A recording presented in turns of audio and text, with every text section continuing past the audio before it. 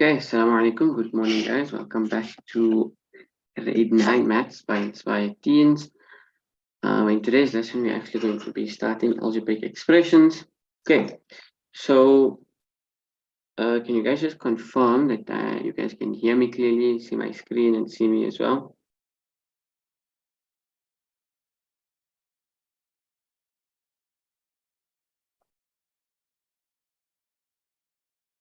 Okay, perfect.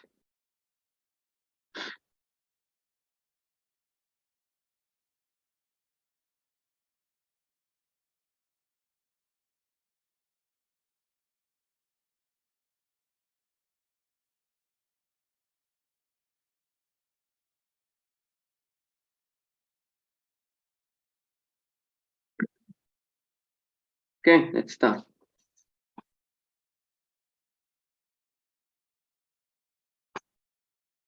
Okay, so basically we're just going to start off by describing what is an algebraic expression. An algebraic expression is simply, okay, it's an expression that contains letters as variables. It contains variables, okay, variables and numbers. Of course, numbers are in the form of numbers, but variables are in the form of letters. Okay, so if we consider something like 5x plus 3, okay, this is what we would refer to as an algebraic expression because it contains variables as well as numbers. Okay, and at this point, we should be used to working with variables, right? Then we can discuss three different types of algebraic expressions. The first of which we call a monomial, okay, something like this or something like this. The second of which we can call a binomial. So if we have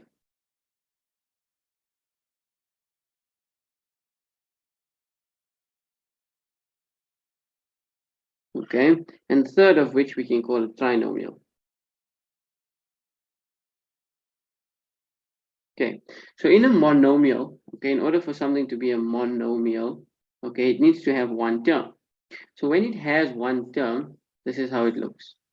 Okay, it's just a single term. So in this case, there's no addition or subtraction with this term here. We just have x squared y, and here we have 5x. Okay, we refer to these as one term. However, we could also have one term, okay, that has something like this. If we have 3 open brackets a plus b. Okay, this also could be referred to as a monomial because it hasn't been opened up just as yet. Okay, the simplification of this bracket hasn't yet been done, so this could be referred to as a monomial, meaning a single term that just has one term. Okay, then we have binomial. Okay, and a binomial, these are two terms. Okay, so as you can see, we have a 3x, okay, which is a term that has x as a constant, and then we have 2, which is a constant. Okay, and then we have 5x plus 6x. Okay, that's actually not monomial. Let's change it to 1. 5x plus 6y. In this case, we could refer to that as a binomial. So similarly, with this example, we could refer to 3a plus b plus, for example, 3x. This we could refer to as a binomial. Even if we wanted to open up brackets here and say plus a plus b into a plus b, we could refer to that as a binomial as well. Then we have a trinomial. Okay, so with the trinomial, all right, we have three terms. In this case, we have an x squared, a 3x, and a 5. So you might think that maybe perhaps because these have the same variables, they might be referred to as one term, but that's not the case. When we have a variable that's squared, and when we have a variable that's just not squared, these are completely different variables. They are unlike terms, and like and unlike terms we'll get to in a second. Okay, but this is what we would simply refer to as a trinomial. Okay, a term with three separate unlike terms.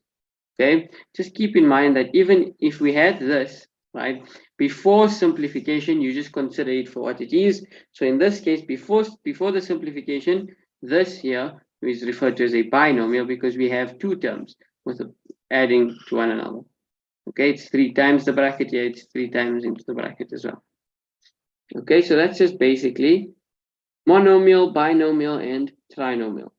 Okay, let's just have a look at 5x squared. Let us label each of the things we're dealing with here. So firstly, right, we have our variable which we just discussed, right? We have our variable. Our variable is our letter unknown. That could be technically a variable could be represented by any letter, right? You're not restricted to X. You could represent by A, B, C, whichever one, right? You're not restricted to any certain letter.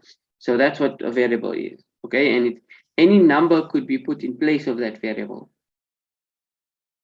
Okay, then attached to the variable, we actually have something called a coefficient. Okay, so the coefficient is basically the number just before the variable, and then on top, in some cases, we have an exponent term. Okay, we have an exponent term, and oftentimes you might have a number that comes afterwards. This number, we refer to it as the constant. Okay, because the reason we refer to it as a constant is because its value is not changing. The value of this 7 never changes, it's 7. Okay, however, let's look at this term. The value of this term can possibly always change because the value of x can change. Okay, because again, x is represented as x represents any number. Okay, that of course makes sense to put there. Okay, just a quick thing when it comes to exponents.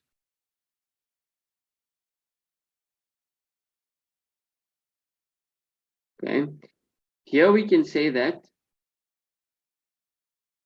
the highest degree of this exponent would be 2. Or we can call it, let's ignore this. Let's just discuss it in terms of this. In this case, for this specific equation, or sorry, not equation, algebraic expression, we can say that the degree of the expression is 2, and I'll explain why we say that the degree of the expression is 2. Degree of expression is 2.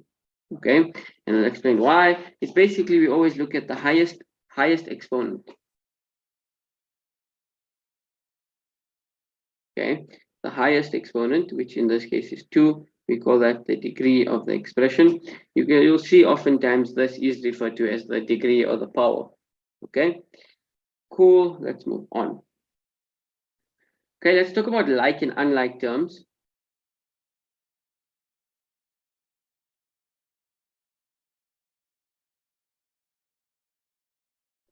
So when it comes to like and unlike terms, like terms are basically terms with the same variable.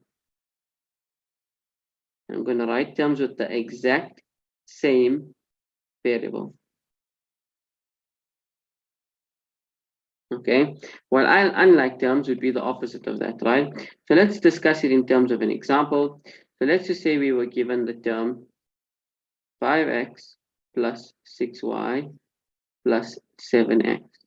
Okay, and we were told to identify the like terms within this algebraic expression. How do we know it's an algebraic expression? Because it contains letters and variables. So what we have to do is we have to look for the terms that have the exact same variables.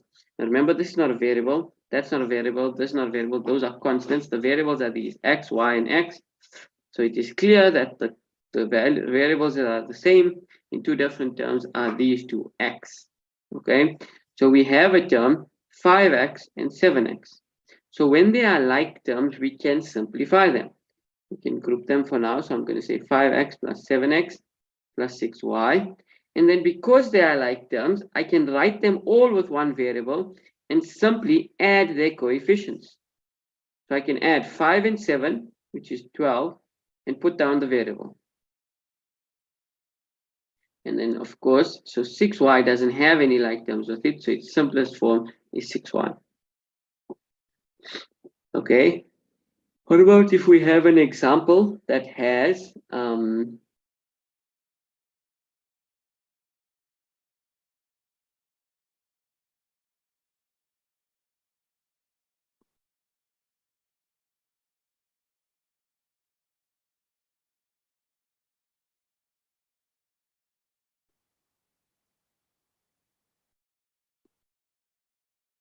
Okay, but if we have this example, okay, we know that y and y are definitely like terms, so those I will simplify. What about xy and yx? Are those like terms? Okay, and indeed they are, because of, remember, when you multiply, it doesn't matter order, it doesn't matter in which the order in which you multiply doesn't matter. So a times b is the same as b times a. Okay, so ab is equal to ba. Because of that, whether we have xy or yx, it doesn't matter. They will still be like terms. So now I'm going to rewrite it 5xy plus, and I'm going to change this xy, sorry, this yx to xy. Then I can add 2y minus 3y.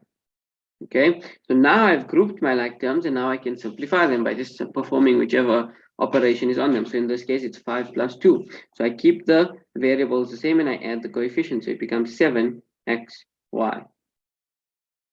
Okay, and then here I have like terms because they have the same variable, which is y. So I can write them with one term, same variable. So I keep y, and then I just do the operation. So 2 minus 3 is actually minus 1. But now I'm just going to put minus 1. Excuse me. So normally what you can also do is you can also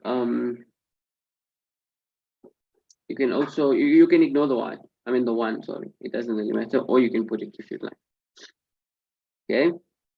So it doesn't matter the order in which you multiply your variables. If you have the same variables in multiplication, okay, you can still they are like terms. Okay, so just be aware of that. Let's do a slightly more complex example. What happens if we had 6x squared xy squared plus 4x minus 14yx squared plus 5y squared x minus 3y minus 3x squared y minus 6. Okay, let's have a look at this. Let's see if we can create a bit more space.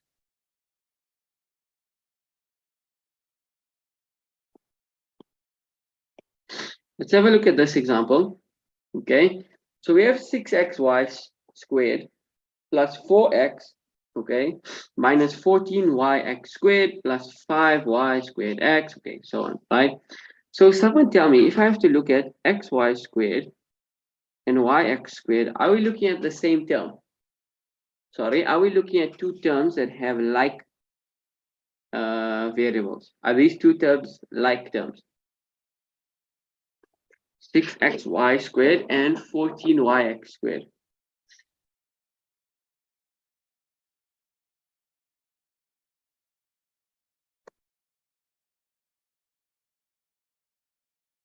Can anyone tell me?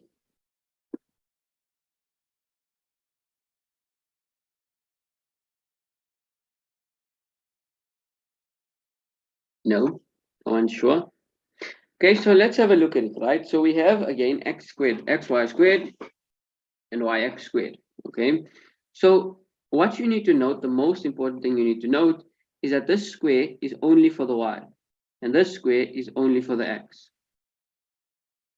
Okay, that square, if it were for both of them, it would have to be written in brackets like that. Okay, so since this square is only for the x, this means we have y and x squared. But here we have x and y squared, and therefore they are actually not like terms. These two are not like terms. Okay, because of that sole reason, the square only belongs to the term that it's on. Okay, so now let's try and identify which ones are like terms. So this guy has its like term, xy squared. It is actually y squared x, because here we have an x and we have a y squared. And here we also have an x and we have a y squared. Remember, the order of multiplication doesn't matter, okay? But of course, on which variable we have the exponent, that definitely matters, right? So Okay, on which variable we have the exponent, that definitely matters. So in that case, those two are like terms. Let's look at the next two like terms. If we have y x squared, okay, and we have x squared y, those are also the exact same terms, because here there's the x squared and here there's a y. Here there's also an x squared and there's a y.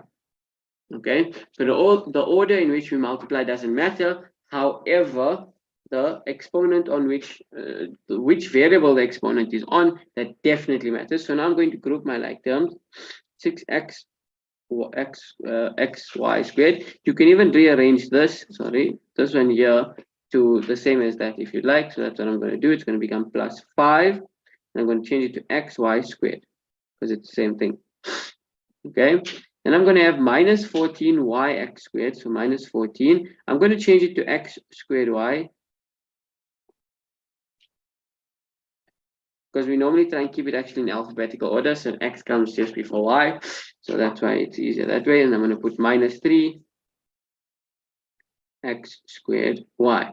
Then what's remaining are terms that are not like with anything. For example, 4x and minus 6 plus 4x and minus 6. Please don't note this here does not become minus 2x. Because they are unlike, we cannot add or subtract them. Okay, because they're unlike, we cannot add or subtract them. So these are basically in their simplest form. So now let's do the operations. So here again, once more, I have the same variable. So these are like terms, so I can simplify. 6 plus 5 is 11, x, y squared. Here and here, okay, we have the same basis, x squared y, okay, so I can simply subtract their coefficient. So negative 14 minus 3 is negative 17 x squared y. And then in the end, I just have plus 4x minus 6. Okay, so those are just, they don't have anything that's like with them, so they're in the simplest form, so you just write it as is. Okay, so basically, yeah, this is just simplifying like terms, dealing with like and unlike terms. Okay, I hope that makes sense. Please, if you had any questions, please let me know. But let's move on. So what we're going to do now is we're just going to quickly, 1 second. We're going to revise the distributive law from grade 8.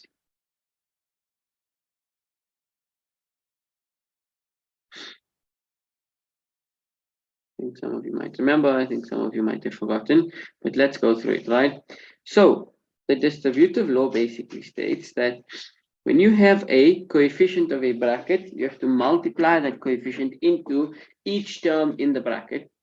For example, if I had 3 open brackets, x plus y, in order for me to simplify this, right, I'd have to take the coefficient and multiply it by each term inside of the bracket. So I'll have to say 3 times x plus 3 times y. So basically distributing it into the bracket. So let's do that. If I have 3 times x, it simplifies to 3x. 3 times y, it simplifies to 3y.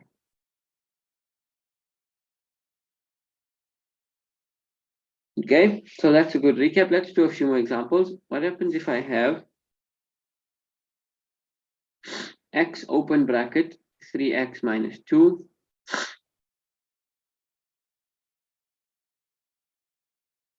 okay minus x 5x plus 1. Okay, so let's distribute. Let's take this x into each term into the bracket. That's what distributive law tells us to do. Okay, so now for the first bracket, I'm going to say x times 3x. X times 3x is equal to 3x squared. X times negative 2, because remember we consider the sign, x times negative 2 is negative 2x.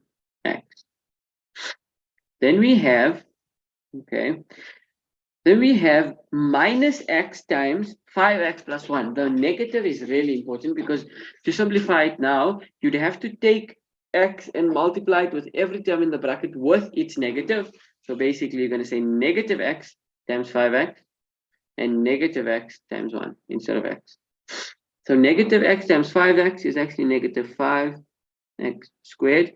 Negative x plus negative 1 is actually just negative x.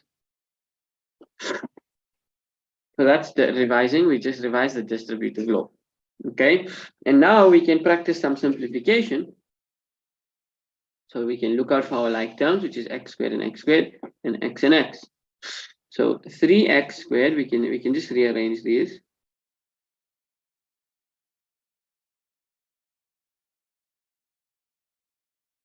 Okay, and then x squared, of course, like terms, 3 minus 5 is minus 2. Minus 2x squared. Minus 2x minus x is like having minus 2x minus 1x. So it becomes minus 3x. Okay, so that's just a quick revision of the distributive law from grade 8.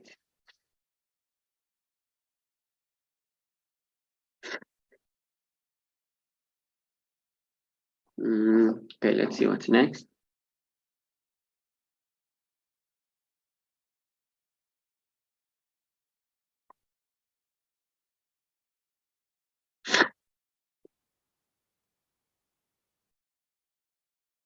Okay, what else we can revise from? So all of these are actually going to fall under product, which is basically multiplication, revision from grade 8 before we get started, right? So now what we're going to do next is multiplying a binomial by a binomial.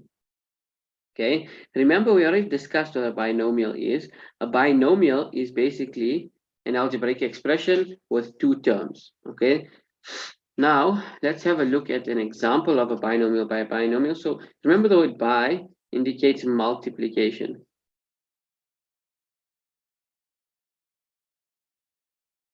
Okay, so when you're multiplying, what are we multiplying? When we say binomial by binomial, we're multiplying binomials, of course. So what is a binomial? Binomial is, for example, 2x plus 3. That's a binomial. Okay.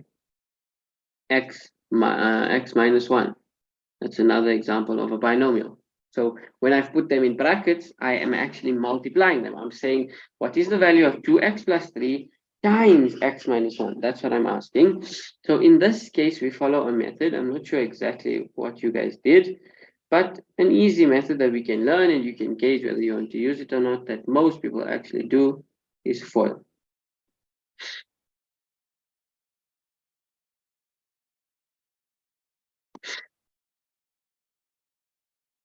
Now, what is FOIL? FOIL stands for first,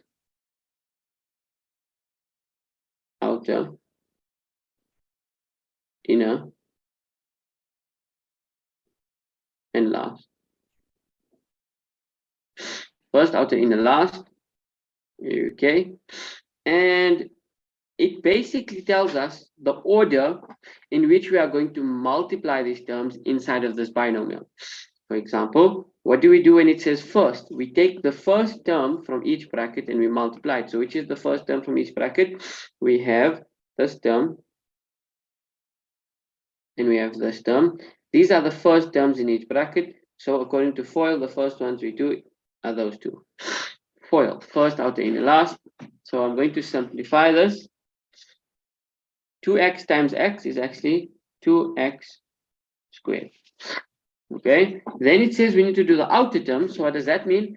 Outer terms are these. So this is the outer term because it's like on the outside.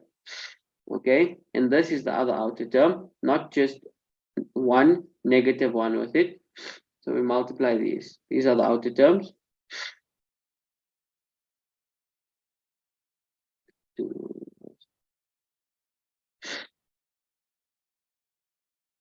Okay, so let's multiply the outer terms. We have 2x times negative 1, which is just going to simplify to negative 2x. Okay, then we do the inner terms. Which are the inner terms? The inner terms are these, positive 3 and x as well. X is an inner term. Go on the inner sides of the bracket. For the inner terms, okay, we just multiply these two, and we get positive 3 times x, which is this positive 3x. Then we do last.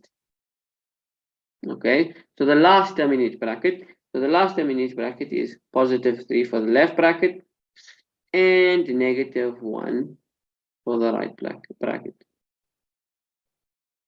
So in that case, we multiply what? We multiply 3 and negative 1, which is basically simplifies to minus 3x. Okay.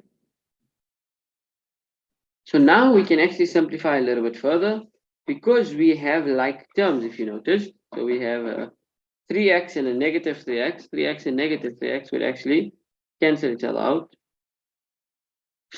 And we would be left with this answer of 2x squared minus 2x.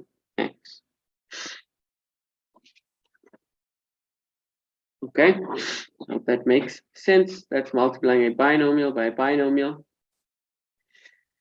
Okay, let's have a look at another example where we have x minus 7, x plus 2. Okay, now we're going to do FOIL as well. So first, outer, inner, last. So first, when I multiply my first terms, I get x squared. Outer, when I multiply my outer terms, I get minus 2x. Inner, when I multiply the inner terms, I get minus 7x. When I multiply the the last terms, I get negative 14. Okay, now again, I notice like terms and I may simplify. So x squared is x squared. 2x minus 7x is minus 5x. And then 14 stays as 14 because 14 is a constant. Okay, and that's another example of multiplying binomials. Okay, most of you, I'm guessing, are fine with multiplying binomials. But yeah.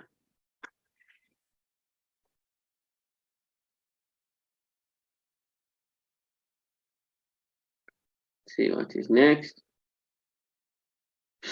Let's just do one of these mixed examples. And I can teach you a shortcut.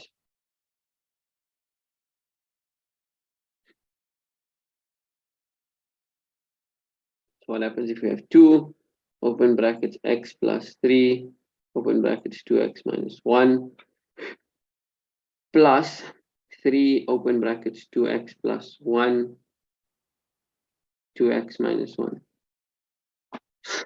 Okay, so in this case, they just want us to simplify. Okay, so in order to simplify, we'd have to open up our brackets, right? And all of the brackets in that. So firstly, we have a binomial, and then we can distribute those two into whatever our binomial simplifies to. So we can ignore the 2 for now and just focus on the binomial, multiply out the binomial doing FOIL. First, outer, inner, last. So the first terms are going to give me 2x squared. The outer terms are going to give you minus 1x.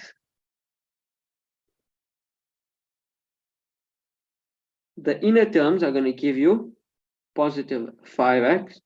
And the last term is going to give you negative 3. So positive 3 times negative 3. All right, cool. Okay, so positive 3 times negative 3. Okay, and then we can do the next bracket. Okay, so again, we're going to do the same thing. Ignore the 3 for now. Just open up this where we're going to do FOIL. Okay, so FOIL, first, outer, inner, last. So the first ones are going to give me 4. You see now, when multiplying variables, I multiply the coefficients and I multiply the variables. So 2 times 2 is 4. X times x is x squared.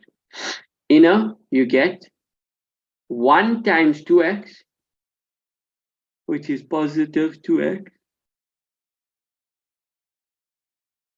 Excuse me, sorry, that was the inner actually. Let's do the outer first. So outer, you do 2x and minus 1, you get minus 2x, and then positive 2x, because positive times 1, positive 2x.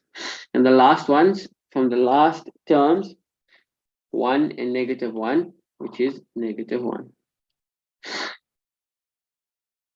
So let's see, we can even simplify the brackets. 2 open brackets, 2x squared. I stop there because I notice, okay, we have like terms, x and x, so I can simplify. This becomes actually positive 4x minus 3. Let's look at the next example. Okay, again, we can simplify inside of the bracket. So 4x squared.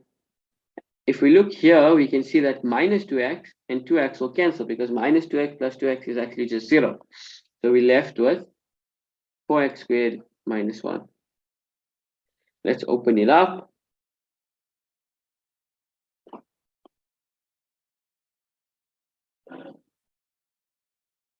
We open it up as follows.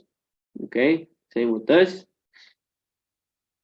So when we simplify it, I'm going to get 2 times 2x squared is 4x squared. 2 times 4x is 8x. And then 2 times negative 3 is negative 6. Plus. Okay, this plus is important because we are saying positive 3 into that. So 3 times 4x squared is actually 12x squared. Minus 3 times negative 1 is negative 3. So now we can try and identify some like terms in order to simplify. So firstly, I have an x squared. And I notice that I also have an x squared there. So those are actually like terms. I can try and simplify. Then I look, I have an x here, but no corresponding x for it. That's fine. And then I have 2 constants. Okay, so 4x squared plus 12x squared is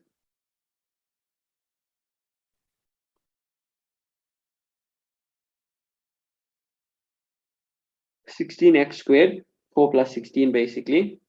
Plus 8x, 8x just remains as 8x.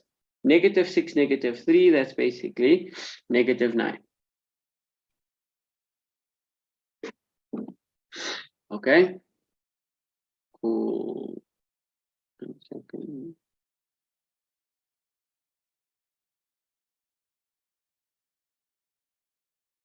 Okay, so I hope that makes sense, right? Binomial by binomial, as well as simplifying fractions. Okay, let's see what's next. What's next is that we're going to discuss factorizing now.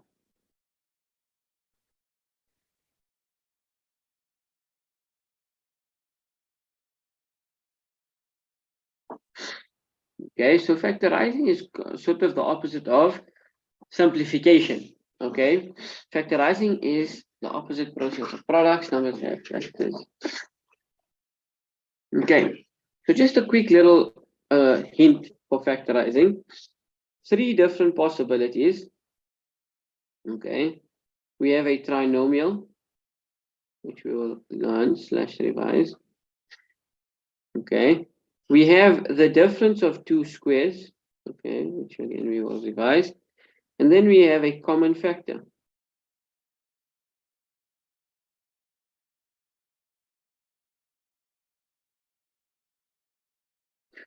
I think it's with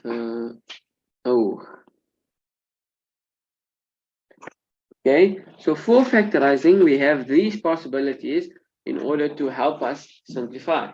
Okay, first common factor, dot trinomial. Okay, these are the possibilities here. Let's start off with an easy example. So let's just say we had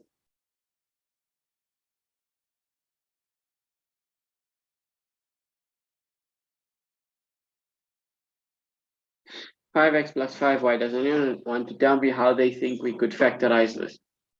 5x plus 5y.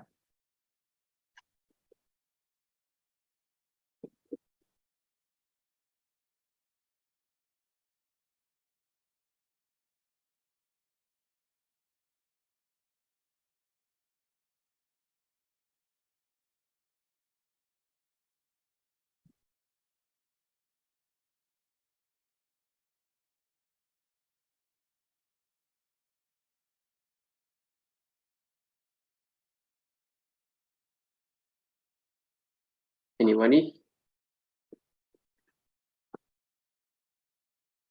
Nope. Common factor, dots, trinomial. I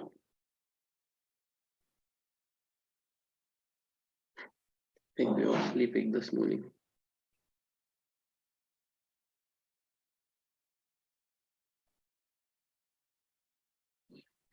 Okay, so basically in this example, right, what we can practice here, let's just call this 1, let's call this 2, let's call this 3.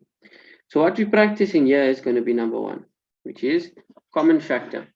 Okay, we're practicing how to get a common factor, right? So basically, okay, in this case, what a common factor is a common factor is that you have to try and identify, okay, what is common within both terms. Okay, so it is essentially like saying whatever you're going to choose to be common in both terms, you can divide that term exactly by your common factor. Okay, it has to be a factor of that certain number. So for example, if I had 5 plus 10, okay, now 5 plus 10, of course, can just simplify to 15. But if I wanted to take out a common factor of 5 plus 10, I know that 5 can go into both numbers. So this could also be written as, if I take out the common factor of 5, what you do to determine what's left over, it's like you divide both of your terms by 5. So if we have to take that logic, okay, and trying to calculate the answer for this, okay, 5, what I'm left with, 5 divided by 5, 1. 10 divided by 5, 2. And this could be written as 5 times 3, which is also 15. And if you're doing that straight away, you're obviously going to get 15 as well. Okay, so that's basically what that's like. That's important to know. Okay, so in this case, it's no different, of course, when we deal with what? When we deal with variables. Okay, it's the same concept. Okay, so in this case, we need to identify, okay, what is common between these two terms. And here I can see that both are divisible by 5. So I take a common factor of 5. And like I said, how do you get what's remaining afterwards when you take in your common factor? It's like you divide both terms by 5. So when I divide the first term by 5, I'm left with just x. When I divide the second term by just 5, I'm left with just y. And that's your answer of taking a common factor in order to factorize. Now let's do common factor, but on a little more complicated level. If I have 8a squared b cubed minus 20 ab squared, and we're trying to practice common factors. Anyone wants to give it a go as to what our common factor would be?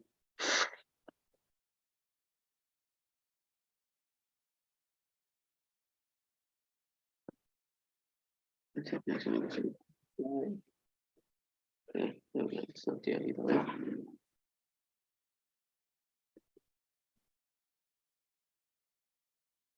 Okay, correct. So with regards to the numbers, okay, your common factor here would be 4. Why are you saying 4?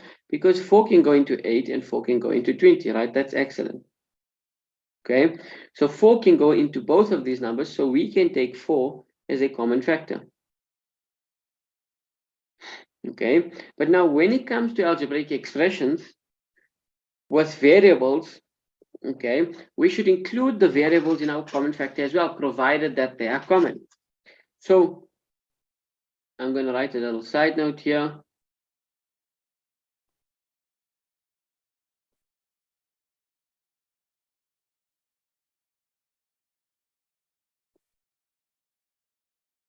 Okay, so for common factor,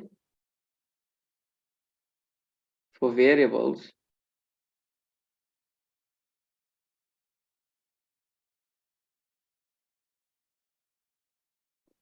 the common factor is the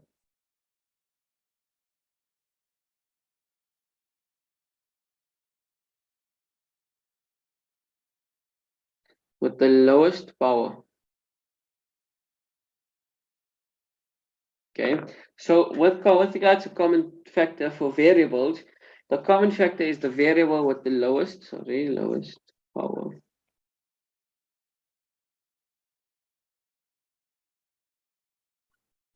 Okay, so let's have a look in this case, right? So when we deal with algebraic expressions with variables and numbers, we have to identify what?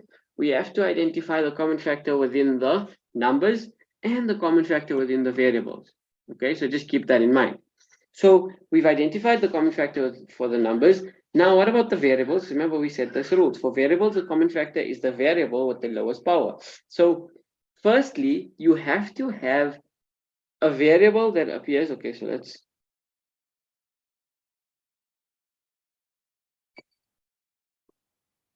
write an XML.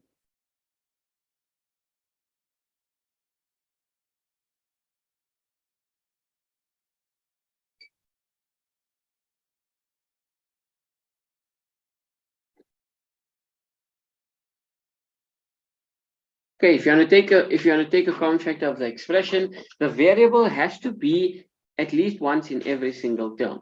So if we look at this, right, the variables that we're going to consider, because they appear in every single term, are A and B.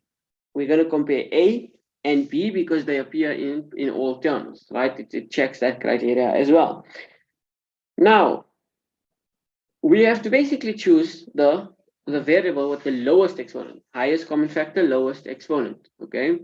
Which is, if we look at the first term, all right, we have A squared, and here we have A. We have B cubed, and here we have B squared, okay? So the lowest exponent of A that we have here is actually what? It's actually just A, because this one is A squared, that one's just A to the 1, basically. So A squared, just A, sorry, not A squared, just A, because that's the lowest exponent in this expression. Then we look at B, we have B cubed and B squared. Of course, we're going to choose B squared because it has the lowest exponent. Now that we've opened up the bracket, we have to write out what's left in the bracket, okay? What do we have left behind? What remains behind? Okay, and the way we do that is, yes, sure, we can divide each term by the common denominator, which is essentially what you do. So if I divide this by 4ab squared, 8 divided by 4, that's going to give me 2. So I'm left with 2. Okay, a squared divided by a, I'm left with a. B cubed divided by b squared, I'm left with b, minus 20 divided by 4 is 5. Okay, and oh, sorry, it's like we're dividing by 4ab. A divided by a, that cancels, and it's actually b squared. A divided by a, that cancels.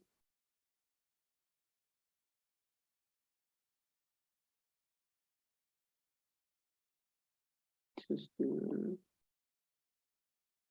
a divided by a once more cancels. B squared divided by b squared again cancels. So you're just left with 5. So you have taken out a common factor for ab squared, open brackets, 2ab minus 5. Okay.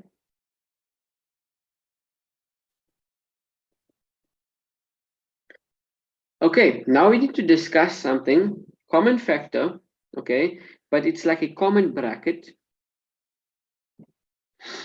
So if I have to have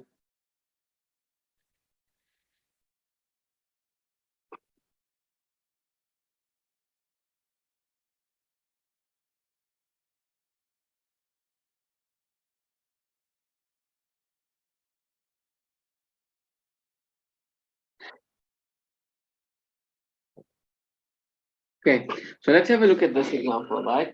So prior to this, for question 1 and question 2, we've been taking common factors, okay, of just variables and constants, variables and constants, right? That's what we've been taking a common factor of. Now, in this example, what we're going to take a common factor of is actually a whole bracket. Is actually a whole a whole bracket. So if we look at these two terms, again, remember we said that this we can refer to as one term, and this we can refer to as one term because it hasn't been multiplied out yet, so we can refer to those as one term. Okay, so now before we multiply it, like our first instinct should not be to multiply out. Okay, firstly because we are factorizing, so the question will mention factorize the following instead of what? Instead of simplify the following. Okay, so before we want to open up, because generally opening it up, like opening up the brackets, distributing, that's something for simplification. With regards to factorization, it's a little more sleek than that. So yeah, like here, how we saw that 5 was common in both terms, we took that common factor of 5. We can see that in both terms, what's common is actually the whole bracket x plus y. And that is exactly what we take as a common factor. Okay, so if I take x plus y as a common factor, someone tell me what would I be left with? What would I be left with?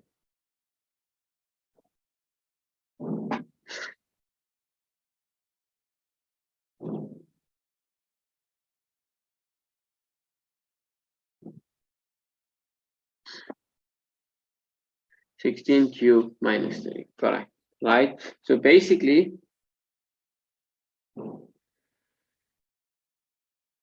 you guys hear that interference, or is it just me?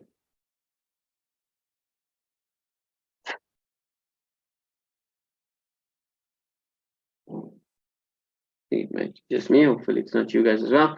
Okay, so yes, we left with 16q minus 3. So how did we get that? Again, it's like you're taking away x plus y, so you can use that judgment, or it's like you divide both sides by x plus y, x plus y. So these will cancel and you're left with whatever was not x plus y, which in this case is 16q minus 3. So we can take whole brackets as common factors. Whole brackets, oftentimes we treat it just like variables.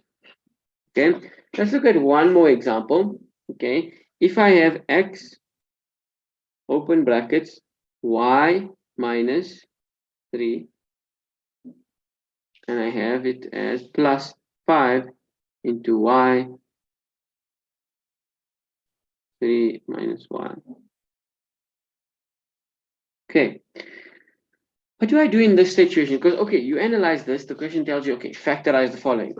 You have a look at it and you're like, okay, I have some common brackets, but wait, they're slightly different. So what's different about them? Here we have y minus 3 and here we have 3 minus y. So their signs are flipped. In the first one, y is positive while 3 is negative. In the second one, 3 is positive while y is negative. So in those cases, it's really simple to fix that, okay, in order to allow you. So you want to change them both to y minus 3, for example. So you have x, y minus 3, okay? So what you are doing is, this is going to become y minus 3. You've changed the sign of y, you change the sign of 3. So all you have to do is change that to a minus 5. And then the bracket would change to a minus as well. Sorry, it wouldn't change to minus, it would flip the sign.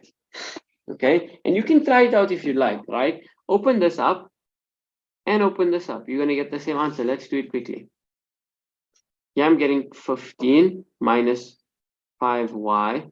Yeah, I'm getting minus 5y plus 15. Same thing, just flipped. Okay, so don't be confused by that. Right, now we see that the brackets are common. So we can take a common bracket. Oops.